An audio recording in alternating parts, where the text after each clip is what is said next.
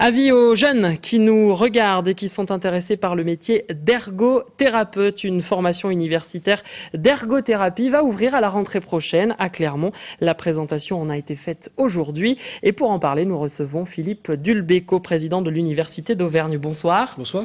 Alors qu'est-ce que l'ergothérapie et en quoi c'est un secteur qui mérite la création d'un institut de formation ?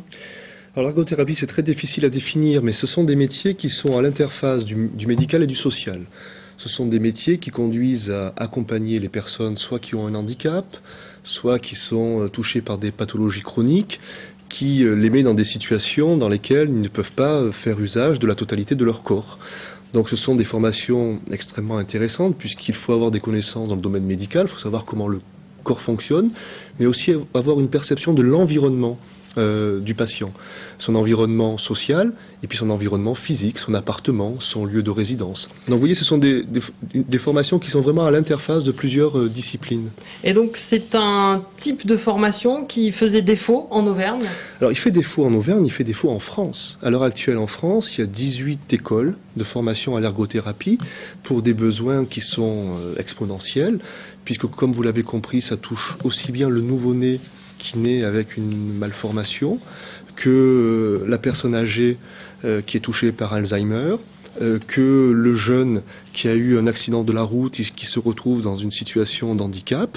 Donc les débouchés, le terme est impropre, est très important et on manque d'ergothérapeutes en France. Il y a 18 formations et pour vous donner une idée, géographiquement, il n'y a rien pour nous plus près que Grenoble ou Bordeaux.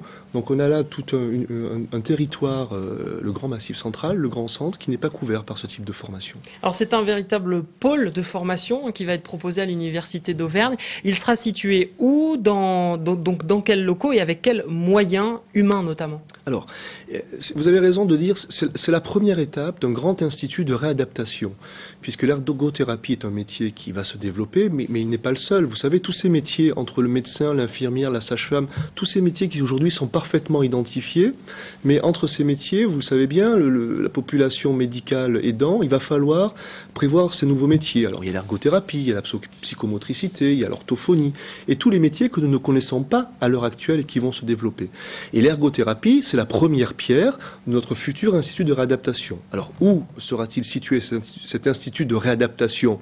Je vous le dirai le moment venu, entre Clermont ou Vichy, pour vous dire la vérité, peut-être Vichy sans doute, où se situeront les briques au plus près des compétences pédagogiques. Et à l'heure actuelle, les compétences pédagogiques sont situées dans le service du professeur Couder à l'hôpital Nord à Sébaza, et c'est donc à cet endroit que sera positionné l'Institut d'ergothérapie, avec en particulier tout l'équipement qui va avec, par exemple, un appartement thérapeutique, pour que les étudiants, une fois les cours théoriques assimilés, puissent passer directement aux travaux pratiques. Donc un site partagé entre l'agglomération clermontoise et Vichy.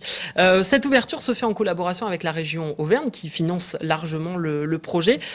Quel est le rôle et l'implication de chacun, et notamment de la région ? L'université, c'est nous qui faisons les formations, c'est nous qui pilotons, c'est un département de la faculté de médecine. La région Auvergne, vous le savez, c'est dans les compétences de la région de labelliser des formations dans le domaine sanitaire et social. Mais ils sont allés beaucoup plus loin. Et je dois le dire aujourd'hui, la région a participé au financement conséquent de ce projet. C'est de l'ordre de 500 000 € en fonctionnement par an. Une fois déduit la contribution de l'Université d'Auvergne en termes de financement. Et donc la région a accompagné très très majoritairement ce projet. Je dois dire aussi que le Conseil général du Puy-de-Dôme est partenaire et que l'Agence régionale de soins est également partenaire. Une dernière question, il nous reste juste quelques secondes. Est-ce que ouvrir ce type de formation, c'est aussi une manière pour vous, à terme, d'avoir encore plus d'étudiants à l'Université d'Auvergne ? Alors, vous savez, notre objectif n'est jamais d'avoir plus d'étudiants. Notre objectif est d'avoir plus d'étudiants mieux formés et avec des débouchés professionnels.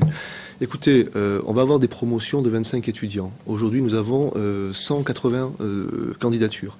Et on est certain que pour ces 25 étudiants, il y aura un travail au bout. Donc pour nous, c'est ça le plus important. Très bien, Philippe Dulbecco, merci d'avoir été notre invité.